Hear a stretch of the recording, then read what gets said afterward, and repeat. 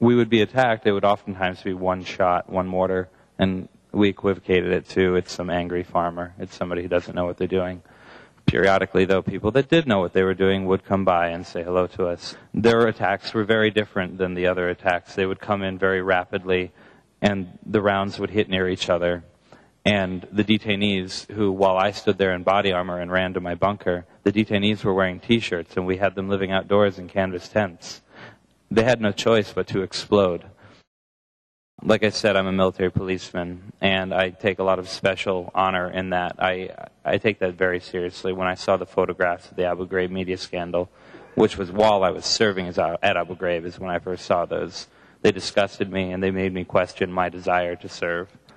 These camps, they were completely undefended. Abu Ghraib was in a depression, which means all the ground around us was higher. So these mortarmen that were firing mortars at us had increased range due to the terrain. But I want to tell you about the security issues of the base. The base existed near Fallujah when the artillery was bombarding Fallujah in both of the invasions of that city. It was shaking the plexiglass windows of my bedroom. And we were right down the road from Bayap, too, right on that airport road that people would talk about as the most dangerous piece of highway in Iraq.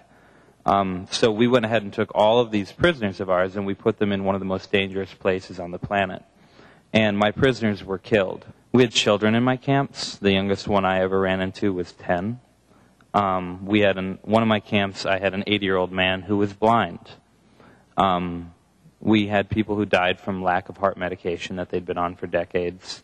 One time when I was reviving a dehydrated patient, I sat and I watched a man die of a heart attack beside me. And he was dying because we had overheated him during a searching procedure because there had been violence in his camp. So we had him squatting in the sun for hours. I think he was about 50. He was about the age and build of my father, actually, I noticed. And he died there on the ground from a heart attack. There's so much horror about Abu Ghraib that I'm not even going to try and share all of it with you, but I want to frame it in a way that you can understand. After the scandal happened, the Department of Defense was very interested in minimizing the results of what you guys saw, because that was a big slip. You guys weren't supposed to know that was going on, because America is honorable. America does not do this. We have human rights. We champion human rights in the world. This is something that, as a nation, we take pride in. And I can attest to you with my service, and I was decorated with valor citations over there, so I dare anyone to ever question whether I was the good soldier. With my service, I will say that in the service of our country, I dehumanized people, I oppressed people, and I allowed them to die because my chain of command put me in a situation where I had no other choice or ability to change the situation. I served with great people. I served with some people who did horrible things too, but I served with some really great people.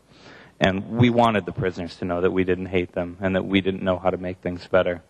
But when you're an E4 on the ground in Iraq, there's not a damn thing that you can do to change a security situation. You can't bring more food to the base. You can't stop the units out there from rounding up city blocks and bringing them to you. And you certainly can't make the magistrate process these applications for release any quicker. The prisoners in our camps would riot, and at frequent times we would have numbers that put them at 100 prisoners for every guard we had on duty. The security that we had in these places was 3 strands of razor wire, concertina wire, stacked in a pyramid, and the promise of violence. We had lots of towers with rifles and machine guns in them. And with these mechanisms, we forcibly detained thousands and thousands of people on ground that was incredibly hazardous to their life. And we sustained immense detainee casualty. April 6, 2004 was our first major attack for my unit. When we would be attacked, it would oftentimes be one shot, one mortar, and we equivocated it to it's some angry farmer. It's somebody who doesn't know what they're doing. Periodically, though, people that did know what they were doing would come by and say hello to us. Their attacks were very different than the other attacks. They would come in very rapidly, and the rounds would hit near each other. And the detainees, who, while I stood there in body armor and ran to my bunker, the detainees were wearing T-shirts, and we had them living outdoors in canvas tents. They had no choice but to explode. And I have seen the result of 100 people being maimed by enemy fire, and not one of them were Americans. Every one of them was an Iraqi citizen. Not one of them was a prisoner of war. Every one of them was an Iraqi detainee who was caught up in a legal system, who was caught up in an issue that may or may not have had anything to have done with any action against an American.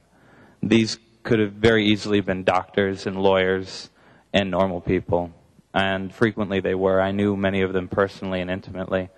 I was involved in a documentary, which I'll plug it right here because I would like people to see it.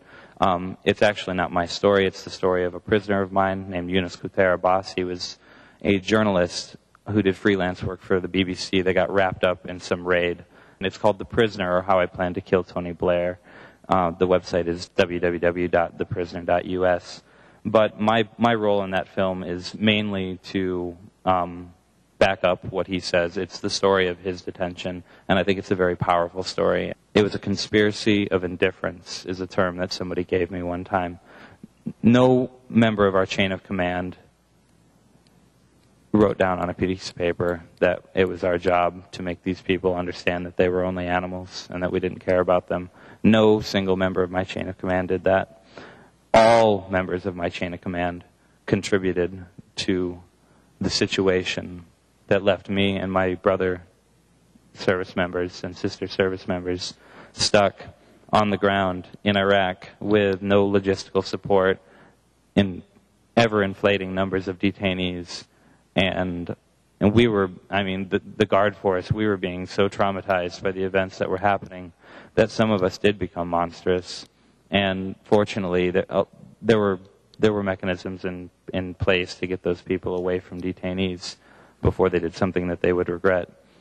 But when you imprison people, there's this thing. I keep talking about how I really give a shit that I was a military policeman. Those people that were in those photographs, like I said, they were MPs too. I wish they would have remembered some of what they'd been taught. But the thing is, when you take these people, whether they killed Americans or not, whether they tried to kill George Bush or not, I don't care. You bring them into your custody, and then you're responsible for them. You have to evacuate them from the combat zone. This is something we've agreed to as a nation. Well, I know that I served at Abu Ghraib, and if I was outdoors, the standard operating procedure on my base was if I was not inside of a hardened concrete structure, I had to be wearing my helmet and my body armor at all times, 24 hours a day. So we could sleep and not have our body armor on. We could take showers and not have our body armor on. And that was about it. So we were important because we're Americans, right? And it would be bad if we died. But the Iraqis, there were thousands of them. They were compressed into densely packed livestock pens of razor wire where we pointed guns at them and told them that even though nothing about the situation made sense, they had to agree to abide by our rules. There's a couple Marines on the panel, and I used to tell them that they didn't want to escape because our perimeter security was Marines, and in the prison at least, we're not going to kill you. But if you go against our perimeter, those people aren't associated with the prison, and we had prisoners that would try and escape, and the perimeter defense killed them. We were warned when the media was coming, when the Red Cross was coming, when the Iraqi Ministry of Human Rights was coming. We always knew when they were coming, and we would be ordered to change the way that we did business while they were there. I remember that there was a tactic that we used, that I used. I used this tactic, and I consider myself to be a humanitarian. This is where I got to before I kind of started snapping out of it. But I was involved in, we would do sleep deprivation for our troublemakers because, like I said, we had over 100 detainees for every prisoner, or for every guard, and that was a really hard situation to manage. So when you'd get a recognizable troublemaker, you would pull them out, and you would later on, our policy was more just move him somewhere where he doesn't have power. We'd put him into another camp. But then we would, there was a chain welded to the floor of a Connex box. Those are like those big semi things that you see when people put them on boats to ship freight across the ocean. We had those as like the bases of our towers for the inside towers for the prison. And we had a chain welded to the floor in there, and we would take the prisoners in there, and we would put their hand through the chain and handcuff them there. And there wasn't much that was too brutal about it. It was very dehumanizing. And I remember one moment at night when I had a light set generator behind me, my shadow was thrown over this guy on the ground who is, he had pissed himself, and he'd been in there way too long. And he was real dehydrated, and I could barely see him. And my shadow was thrown across his body, and I had my body armor on. I was carrying a shotgun. And I remember just knowing that everything about that moment was wrong. And I remembered how angry I'd been at that prisoner earlier, moments earlier. He had done something that really pissed me off. He'd started this riot in this other camp, and somebody got hurt from it, and we wanted to make sure he knew he couldn't do that. But in that environment, something like that, we would pound on the side of the thing with hammers and keep them up for days. And we had to be told that that was wrong. You know, like the Red Cross told us that was wrong. And when we thought about it, we realized, yeah, that's wrong. We shouldn't do that. But that's also what was going on when we got there. That was the policy of the prison. The CIA, I have to be careful when I talk about the CIA because I don't know anything about what they were doing there. But I know that they were there. And I know that there were various times when they tried to cause trouble in our camps where I was working. And we would have to call our full bird colonel to come and take them away because they would refuse to leave. They wanted to call this prisoner up. They wanted to put him in a stressful position, or they wanted to give him a gift and thank him for information so that he could go back into the camp and be murdered. And as the guards, obviously, we didn't want that to happen. I guess I want to talk a little bit more about how unsecure this place was. One time, we actually had a sustained assault on our front gate. They didn't really have a chance. I'm not trying to say they almost took over our base or anything, but I don't know, maybe war stories are like fish stories, but what I heard was that it was like 35 non-uniformed infantry. That these are probably people from Fallujah. Fallujah was right down the road. They actually had the audacity and the hatred for our installation that they came over this overpass and began assaulting our towers with AK-47s. On that day, F-16s showed up, and thank God they didn't do anything. They were probably 15 or 20,000 feet up, circling, and then we found out why they didn't do anything. They were waiting for the Apaches, and the Apaches did come, and that fight ended really quickly after they showed up. But this is a detention facility. I mean, because detention facilities have to be outside of the combat zone, right? How is a detention facility's front gate assaulted by 35 light infantry? Things like that happened during my deployment. You have to understand that when that happened, those 35 AK-47s shooting at our base, and the prison camp, which had moved, this was later in the year, was on a part of the base where those rounds were landing. And so some of our prisoners got hurt that day, too. We were really lucky that none of them died that day. But I remember just the horror of being in a bunker, watching the sand shoot up in the air all around me. And there were children beside me in a camp. There was about 10 kids that we had, aged 10 to 15. And they were on top of their bunker cheering that God is great.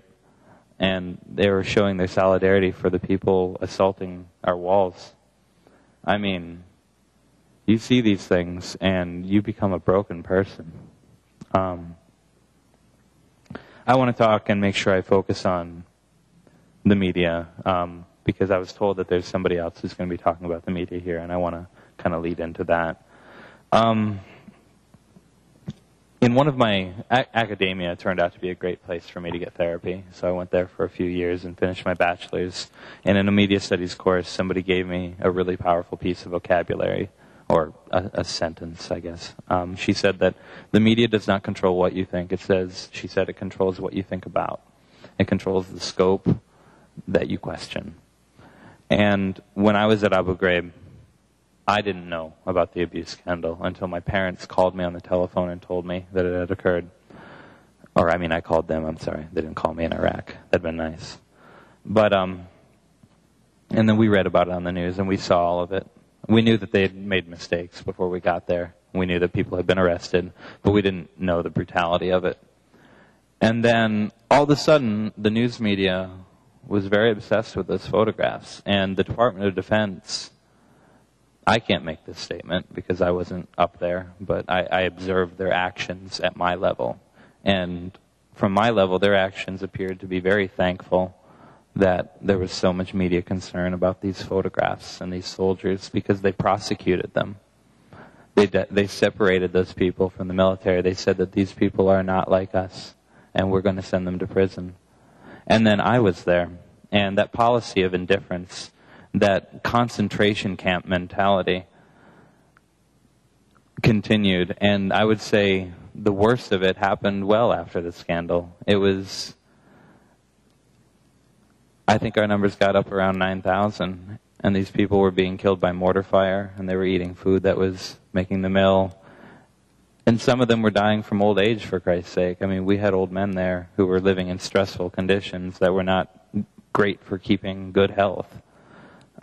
I'm really glad that people came here today, and really, I think it's very important that this is an archival project, and I'm going to die someday, and someday I'm probably going to stop talking about this, but I do want to make sure that people can know that it happened, because when I came home from Iraq, I knew, by talking to people in the town where I live, where my unit came from, where over 100 soldiers were at this place with me. In that city, people don't know what happened where I served. So please listen to it, and please listen to the other panelists and hear what they say. Thank you.